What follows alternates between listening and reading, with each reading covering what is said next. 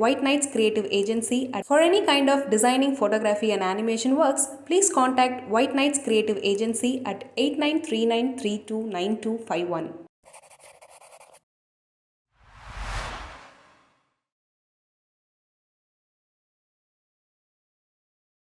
அவையில் அமர்ந்திருக்கும் ஆண்டோர் அனைவருக்கும் எனது இனிய மாலை வணக்கம்.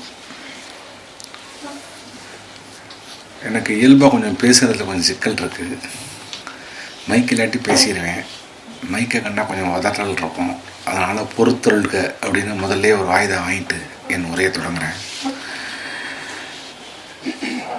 அதாவது இலக்கியத்தில் இன்னைக்கு நவீன இலக்கியம் அப்படின்னு ஒரு வகைமை வந்திருக்கிறது நம்ம எல்லாருக்கும் தெரியும். அது மாதிரியே சிறார் இலக்கியத்துலேயும் நவீன சிறார் இலக்கியம் அப்படின்னு ஒரு வகைமை வந்திருக்கு. இன்னைக்கு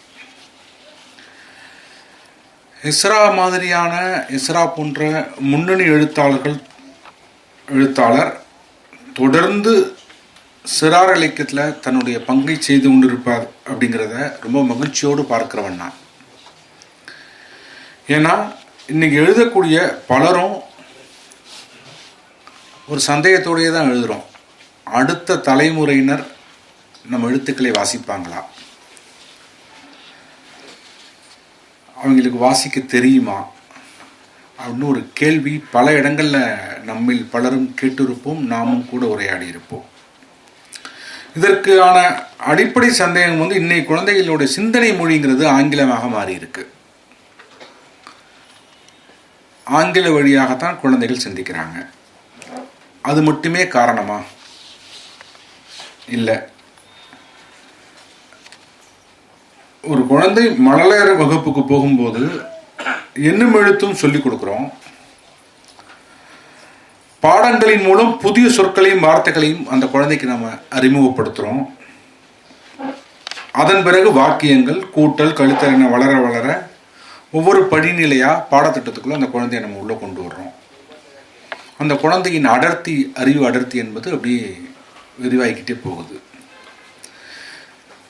இப்படியாக அந்த குழந்தை கல்லூரி முடித்து வெளியே வரும்போது வளர்ந்த ஒரு முழு மனிதனாக, ஒரு குறிப்பிட்ட அறிவுத்துறையில் ஒரு நல்ல ஆளுமையாக அந்த குழந்தை வளர்ந்து வருது.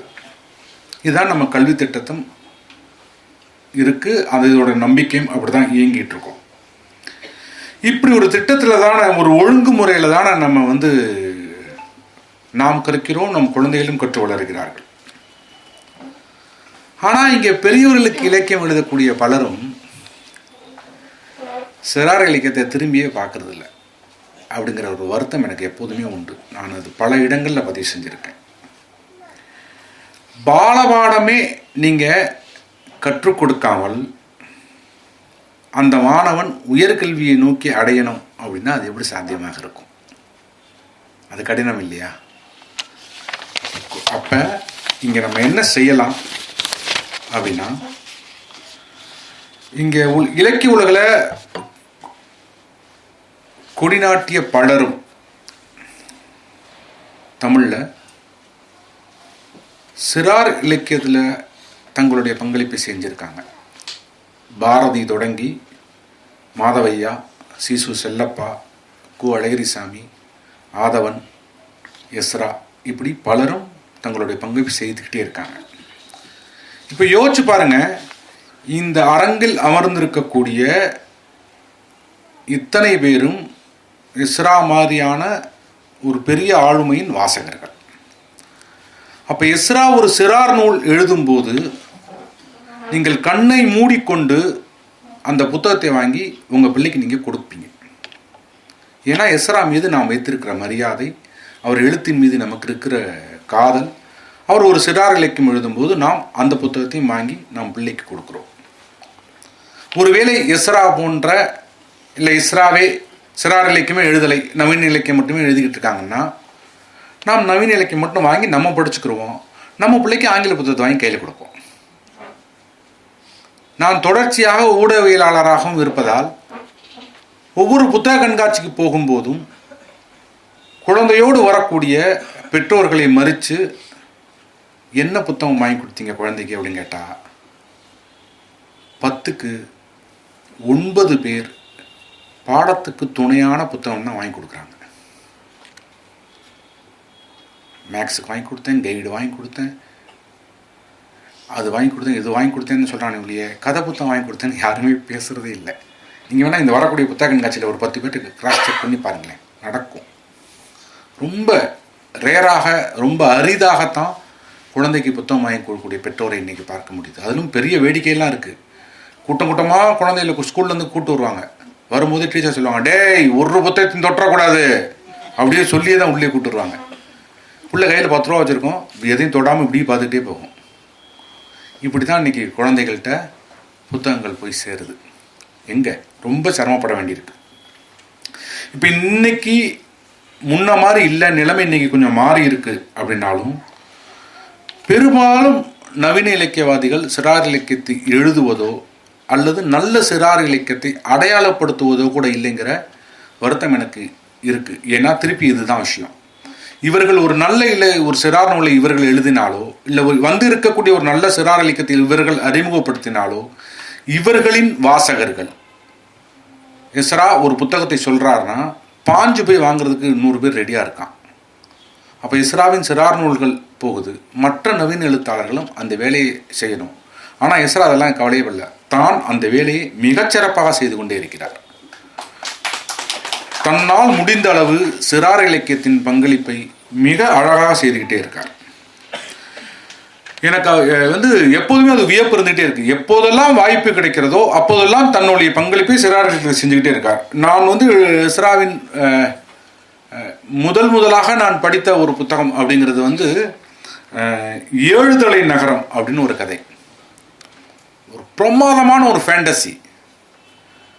அதில் வரக்கூடிய அந்த கதை உண்மையிலேயே அந்த ஒரு ஒரு ஒரு ஒரு ஒரு ஊர், ஒரு தெரு, அந்த தெரு முழுக்க கண்ணாடி இங்கிட்டு உள்ளதான் இந்த பக்கம் பிரதிபலிக்கும். நான் அந்த கதையெல்லாம் சொல்லலை, இங்கே புத்தகம் இருக்கும், தயவு செய்து வாங்கி படிங்க. பெரியவர்களும் சேர்த்து படிக்கிற அளவுக்கான எழுத்தாகத்தான் எஸ்ராவின் எழுத்து இருக்கிறது. அதுக்கப்புறம் நான் படித்து வந்து ரொம்ப வியந்தது, நான் ஒரு நல்ல அடிப்படையில் நல்ல வாசகனால தொடர்ச்சியாக வாங்கிட்டே இருப்பேன், படிச்சுக்கிட்டே இருப்பேன். வெள்ளை ராணின்னு ஒரு புத்தகம். எனக்கு இன்னைக்கு நினைச்சா கூட நான் போகிற இடங்கள்ல நண்பர்கள்ட்ட நான் வியந்து பேசக்கூடிய ஒரு புத்தகத்தில் அந்த புத்தகம். நண்பர்களே, நீங்கள் கொஞ்சம் சிந்தித்து பாருங்கள்.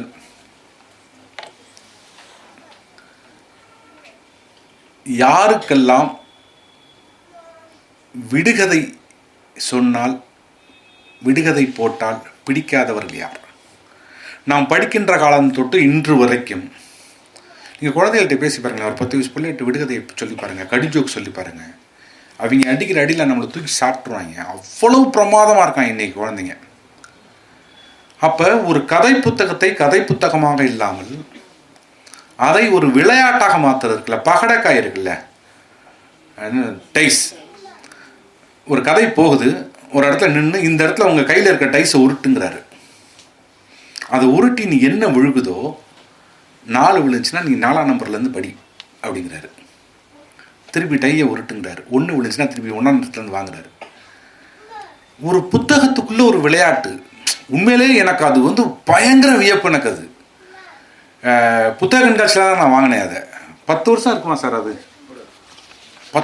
10 வருஷத்துக்கு மேலே இருக்கும். சின்ன புத்தகம், ஆனால் அது அது வந்து ஒரு பயங்கரமான ஒரு மகிழ்ச்சியை கொடுத்துச்சு எனக்கு. வெள்ளை ராணின்னு ஒரு புத்தகம். அபாய வீரன் வந்துருச்சு. அபாய வீரன் இன்னைக்கு ரொம்ப பிரமாதமாக இருக்கும். நீங்கள் வந்து அதை குழந்தைகளோடு சேர்ந்து உட்காந்து 2 குழந்தைகள் சேர்ந்து விளையாடிச்சுன்னா அந்த கதை புத்தகத்தை அவ்வளோ என்ஜாய் பண்ண முடியும். அவ்வளவு பிரமாதமாக இருக்கக்கூடிய அந்த வடிவமே எப்படி இப்படி யோசிச்சாரு அப்படிங்கிறது தோழர் எஸ்ரா மீது எனக்கு ஒரு பயங்கர வியப்பு. அதுக்கு தொடர்ச்சியாக பார்த்தீங்கன்னா அவருடைய அந்த யோசனை, குழந்தைகளுக்கு கதை சொல்லக்கூடிய அந்த பாங்கு இருக்கு இல்லையா.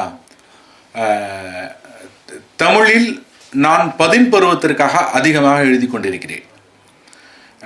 எப்படி நவீன சிறார் இலக்கியம் வந்திருக்கிறதோ அதே போல இலக்கியம், வெகுஜன இலக்கியம் போலவே இன்னைக்கு சிறுவர் இலக்கியத்திலும் வெகுஜன இலக்கியங்கள் உண்டு. அப்படியே லைட் ரீடிங்கான எழுத்துக்களும் இங்கே உண்டு. எஸ்ராலாம் அப்படி இல்லை. எஸ்ரா அதிதீவிரமான நவீன இலக்கிய சிறார் இலக்கிய படைப்புகளை எழுதி கொண்டிருக்கிறார். எலியின் பாஸ்வேர்டு அப்படின்னு ஒரு புஸ்தகம்.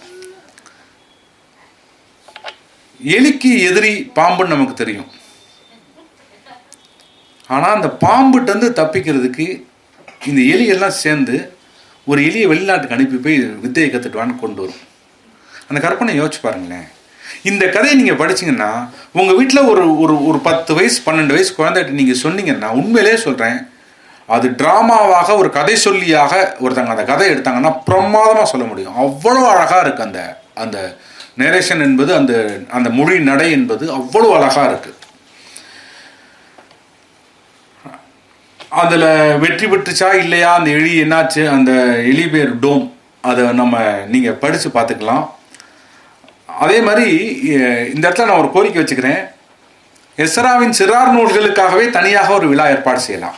ஒரு முழு நாள் நிகழ்வாக பள்ளி குழந்தைகளையும் கூட்டு உட்கார வச்சே அந்த நிகழ்வுகளை செய்யலாம். ஏன்னா அவ்வளோ இருக்குது, அது பேசுவதற்கும் ரசிப்பதற்கும் சிந்திப்பதற்கும் அவ்வளோ அழகாக இருக்குது.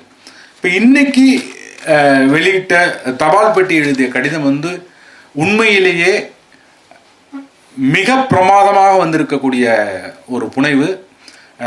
சில இடங்களில் அந்த அந்த கடைசி எண்டு போகும்போது நான் கொஞ்சம் வீக்கான ஆளு, சினிமாவில் பார்த்தாலே அழுதுருவேன். இந்த இந்த புத்தகம் படித்து நான் அழுதேன். பொதுவாக நான் சிறார் இலக்கியம் படித்து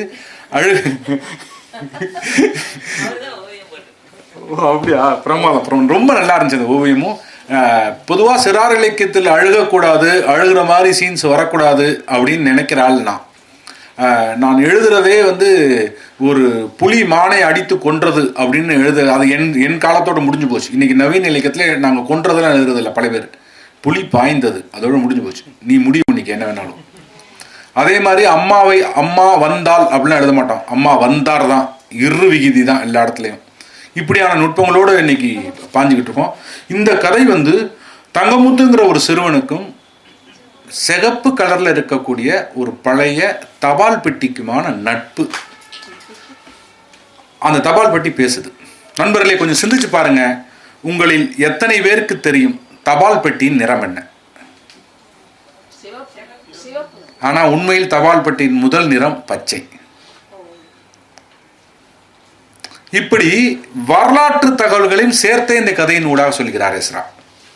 முதலாக கடிதம் எழுதியது யார், தபால் பெட்டியை கொண்டு வந்தது யார், எந்த ஆண்டு பின்கோடெல்லாம் வந்துச்சு அப்படின்னு நிறைய வரலாற்று தகவல்களை சொல்லிக்கிட்டே போறாரு. சரி, உங்களுக்கெல்லாம் சைக்கிள்னு சொன்னா 2-3 கம்பெனி பேர் சொல்லுங்களேன் யாராவது. அப்புறம் அப்புறம் அப்புறம் அப்புறம் ராலேன்னு ஒரு சைக்கிள் இருந்துச்சு. உண்மையிலே இந்த கதையில படிச்சுட்டு நான் போய் தேடுறேன் கூகுள்ல.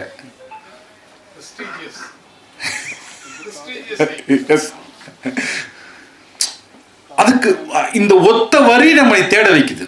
இப்படி ஒரு பேர் கேள்விப்பட்டதில் ஏன் தேட வைக்குது? இது ஒரு 10 பருவத்திற்கான குழந்தைகள் இன்னைக்கு மொபைலோட உட்காந்து ஷார்ட்ஸ் பார்த்துக்கிட்டு இருக்காங்க இல்லையா, அந்த குழந்தைகள் இந்த கதையின் வழியாக ஒரு வரலாறை புரிந்து கொள்ள முடியும், மனித சமூகம் கடந்து வந்ததை புரிந்து கொள்ள முடியும், அம்மாவை பிரிந்து வாழும் ஒரு குழந்தையின் வழியை புரிந்து கொள்ள முடியும், மொட்டை கடுதாசி போடுறவனுடைய கதையை பேச முடியும், மனிதர்கள் எப்படி இருந்திருக்கான்னு பார்க்க முடியும். இன்னைக்கு ஒரு சிக்கல் இருக்கு நண்பர்களே. நிறைய பேர் எழுதும்போது சில இடத்துல சல்லிக்காசு அப்படின்னு ஒரு வார்த்தை சொல்லிட்டு போயிடுவாங்க. சல்லிக்காசை பார்த்தவங்க இங்கே நிறைய பேர் இருக்கவே மாட்டீங்க. ஏன்னா சல்லிக்காசுன்னு ஒரு காசு இருந்துச்சு, அது வழக்கொழிஞ்சு போச்சு. அரிக்கன் விளக்குங்கிறது நம்ம பிள்ளைகளுக்கெல்லாம் தெரியாது. நிறைய குழந்தைகள் மாடு புல்லு திங்கின்னா தெரியாது, அது பேப்பரைத்தானே தின்னு சொல்லிட்டு இருக்கிற காலத்தில் வாழ்ந்துகிட்டு இருக்கோம் நம்ம இன்னைக்கு. இப்படி நாம் விட்டு போன நம்மளுடைய மரபுகளை நம் குழந்தைகளுக்கு சொல்லிக் கொடுக்கணும்னா அவர்களின் புத்தகத்தை நோக்கி திருப்புவதற்கு கடுமையான பிரயத்தனம் வேண்டியிருக்கு. இன்றைய காலகட்டத்தில், இன்றைய நவீன உலகத்தில் தேவை இருக்கு. அதை பிரமாதமாக முழுமையாக செய்கிறார் எஸ்ரா, செய்திருக்கிறார். இதை 10 பருவத்துக்கான இலக்கிய வாசிப்புக்கு ஏற்ற நூல் அப்படின்னு நான் சொல்லுவதோட பொதுவாகவே இந்த சிறார் இலக்கியம் பாலமித்ரா, அம்புலிமாமா, சிறுவர் மலர் அப்படின்னு வாசிக்க ஆரம்பிக்கிறோம் இல்லையா, அவங்க அந்த வாசகர்கள் ஒரு டீனேஜில் என்ன பண்ணுறோம், ஒரு தொய்வு விழுகுது. அந்த இடத்துல நமக்கு ஒரு பூர்த்தி இல்லாத ஒரு இடம் கிடைக்குது. அந்த நேரத்தில் நம்ம துப்பாக்கி தூக்கி நிற்கிற கிரைம் கலர் கதை பின்னாடி ஓடிடுறோம். கொல்ல பேர் அங்கிட்டே பிடி போயிடுறோம். இலக்கியத்து பக்கம் வர்றதே இல்லை. அங்கிட்டிருந்து அப்படியே ட்ராவல் ஆகிடுறோம். அப்போ எனக்கு எப்போதுமே அந்த ஒரு ஏக்கம் இருந்துகிட்டே இருந்தது. இலக்கியத்துக்கும் இந்த சிறார் இலக்கியத்துக்குமான ஒரு பிரிட்ஜாக ஒரு செட் ஆஃப் எழுத்து வேணும் இங்கே அப்படின்னு நான் நம்பிக்கிட்டே இருக்கேன், எதிர்பார்த்துக்கிட்டே இருக்கேன், ஏங்கிட்டே இருக்கேன். அதற்கு மிகச் சரியான புத்தகம் இது. உங்கள் வீட்டு பிள்ளை இலக்கியத்தின் பக்கம் திரும்ப வேண்டும் அப்படின்னு நீங்கள் விரும்புனீங்கன்னா தைரியமாக இந்த புத்தகத்தை நான் பரிந்துரைக்கிறேன். தபால் பெட்டி எழுதிய கடிதம் வாங்கி கொடுங்கள். வாய்ப்புக்கு நன்றி. எஸ்ராவுக்கும் நன்றி.